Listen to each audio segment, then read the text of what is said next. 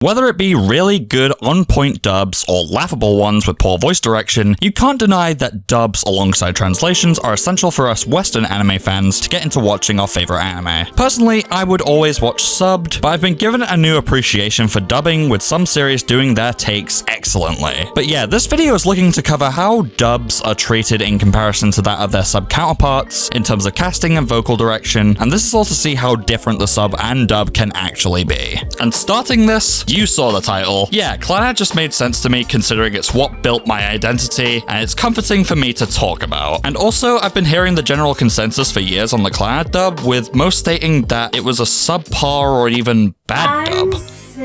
But I mean, I don't know. What do you think, Yelly? Hello everyone, I am Yeliab, an Anituber like Leeson. I love the Clannad dub, but it's not without its problems. The dub has some of my favourite voice actors in the business, like Hilary Hagg as Fuko, David Matrango as Tomoya, and Lucy Christian as Nagisa. Not to mention that Andrew Love does a stellar and impactful performance as Akio. Lucy Christian and Hilary Hagg emanate the concept of moe brilliantly in their performances, which is very hard for non-Japanese voice actresses to do. And of course, a Clannad related subject should be asked with the great Clannad YouTuber known as Totorum, and it's safe to say that he's of the opposite opinion to Yeliab. But contrary to what I said about me being iffy on dubs back in the day, I watched the dub for Clannad before the sub, hence why in previous videos I have always pronounced the characters' names wrong, because the dub did this. My biggest problem with the dub is the Americanization of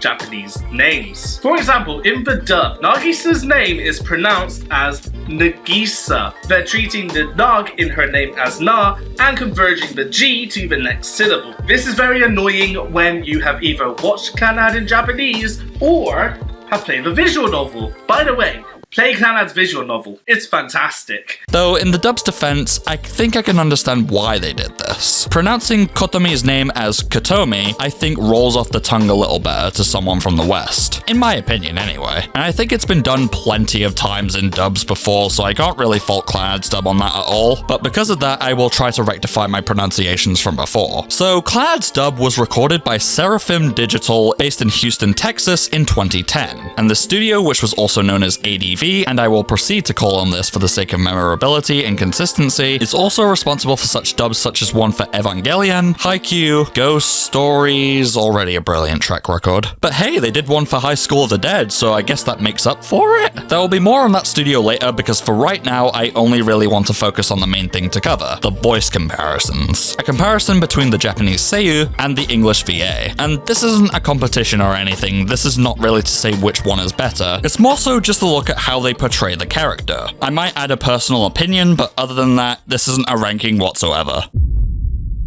Alright, let's get into it. If I missed one of these characters out, I apologize. I needed a decent array of characters, but not everyone needed to be included for this, if that makes sense. So first up, Tomoya Okazaki, voiced by Yuichi Nakamura. This seiyuu is responsible for voicing characters such as Gojo Satoru from Jujutsu Kaisen, Hawks from My Hero Academia, Tetsuro Kura from Haikyuu, Bruno Bucciarati from JoJo Golden Wind, as well as so many others. I feel like his depiction of Tomoya represents his character a lot. Considering this is Tomoya Prime, if you will, this representation of the character is pretty much perfect. It captures the not a care in the world attitude that has labeled Tomoya as a delinquent, and in terms of tone, you can definitely get that from his voice. Now, in the English dub, Tomoya is voiced by David Matranga, responsible for such roles as Shoto Todoroki from My Hero Academia, Hoover from Attack on Titan, and Kindaichi from Haikyuu.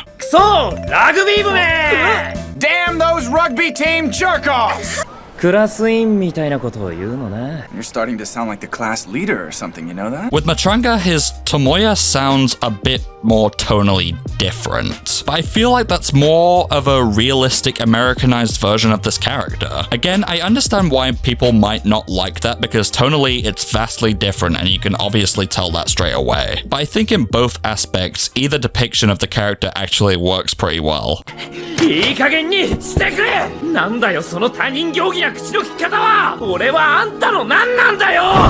God!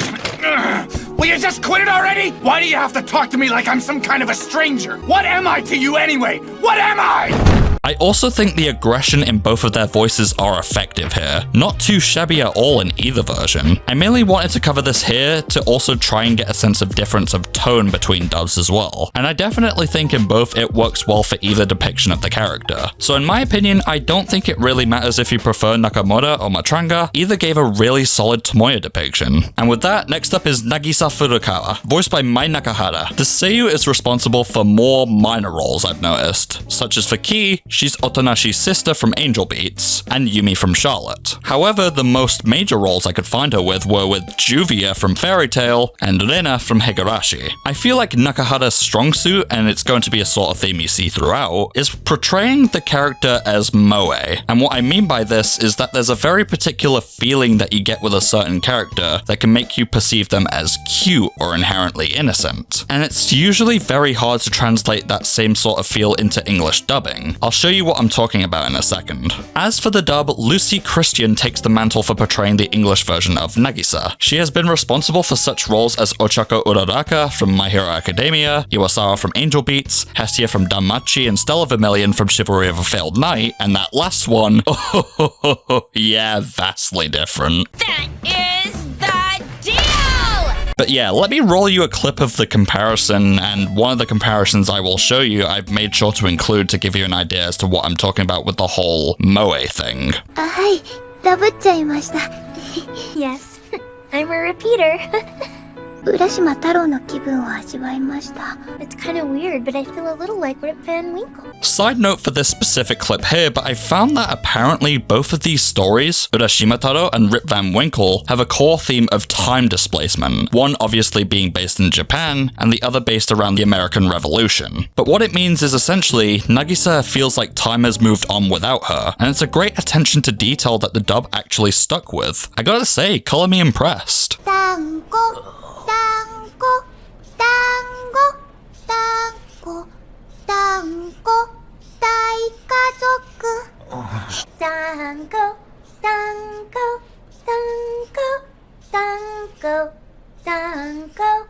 Big Dango family. Yeah, as you'll notice, the dub has a tendency to sort of butcher Dango Daikazoku by making them not even the same amount of syllables when singing. Where she says Daikazoku, she just says Big Dango family, which yes, is the direct translation, but it's just squeezed in at the end. I feel like it would make much more sense if it should be Big Dango family in place of Dango Daikazoku, and not just squeeze Big Dango family in there where Daikazoku is supposed to be, which I can't be certain of, but I think they do happen to make changes to the song as the dub goes along. I know in After Story it's just shortened to Dango family, which is fine I guess, but Dai means big, so yeah, I don't know, it's whatever really. I swear I've heard some characters mispronounce Dango, like Kara Greenberg's Sanai and Andrew Love's Akio, but I don't want to objectively say this is on purpose because it might as well just be an error, but ADV aren't the most perfect dubbing studio, and I'll get to why in a bit. Tonkatsu! Tonkatsu! What? So yeah, this comparison I was talking about, I feel for me it's hard to really describe, but the way Nakahara says tonkatsu properly gives you an idea as to what I'm specifically talking about when I say a moment is moe. It just feels like it works here, but in the English dub, it's a bit dubious to say the very least. Even though, yes, this is just a quirk of Nagisa's as we'll find out, I feel like it's harder to properly emulate the same sort of feeling of this quirk in the dub. Whether that's due to a different execution and line delivery on Christian's part, I'm not sure. I'm sorry if I'm being vague with this, but I'm not sure how to really narrow down how one works and the other doesn't other than execution. All I will say is that they have a different feel between lines. But yeah, all in all, I think Christian's depiction of Nagisa is solid, but with a few hiccups here and there. Nothing worrisome, but by no means is a performance terrible, I assure you. It's just a little different and something to get used to. Also, I thought I'd mention this now because I'm not going to cover it later, but Sunahara's dub voice is just it's just hilarious to me. Never mind all this yammering, just come and fight me already! Sounds annoying? Don't care. That's Sunahara to me. Fuko Ibuki, seiyuu being Ai no Naka, voice of Maya Kihara from Toradora, and Kyoko from Madoka Magica. English dub voice being Hilary Haag, voice of Yui from Angel Beats, Lilaruka from Danmachi, and Hachiman's sister from Oregaru.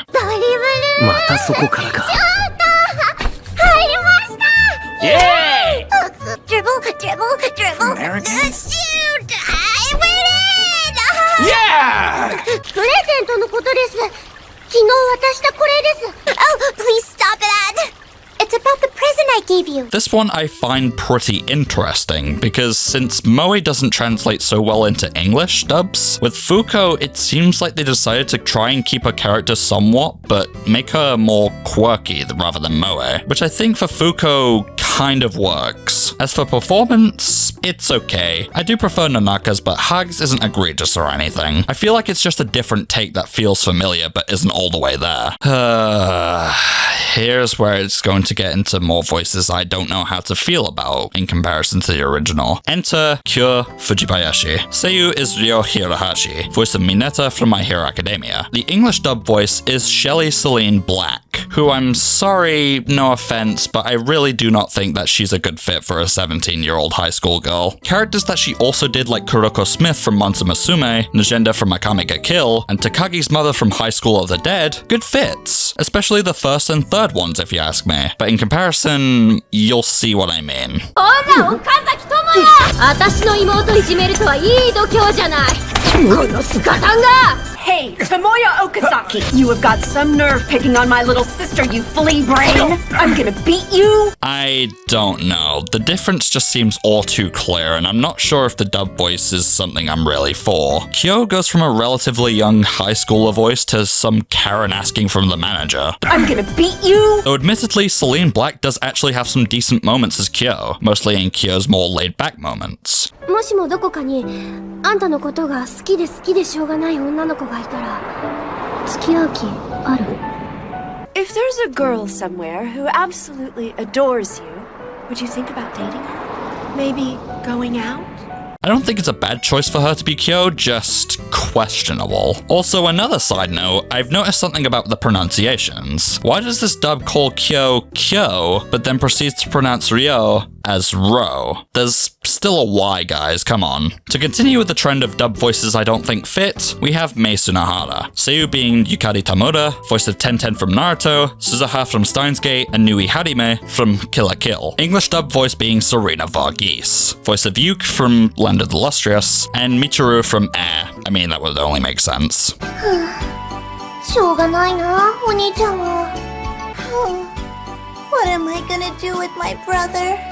砂原メイですよろしくお願いします I'm Mei Sunahara. Pleased to make your acquaintance. Serena Varghese's performance as Mei is something I don't like in the show. She raises the pitch of her voice to sound Moe, but it just doesn't work. But in Air, she plays a similar character, Michiru, and in that show she wasn't trying to sound Moe, which worked to her benefit. And I much prefer her role in Air as Michiru than I do Mei in Clannad. This tends to be more of a problem with the most unimportant characters, like characters you don't even meet all that often, like the guy with the dent on the hood of his car in episode 3. You there, come with me a minute. Some other unimportant characters late on aren't so bad, but I thought I'd make note of it here. But to make up for it, I think there's a great voice in our next character, Ryo Fujibayashi. Seiyu being Akami Kanda, voice of Mashiro Kuna from Bleach, and Nanako Dojima from Persona 4. Yes, I'm counting the animations because they are anime. English dub voice being Brittany Karbowski, voice of Wendy from Fairy Tail, Kami from My Hero Academia, Yuri from Angel Beats, and Ayu from Kanon. ちょっとしたきっかけで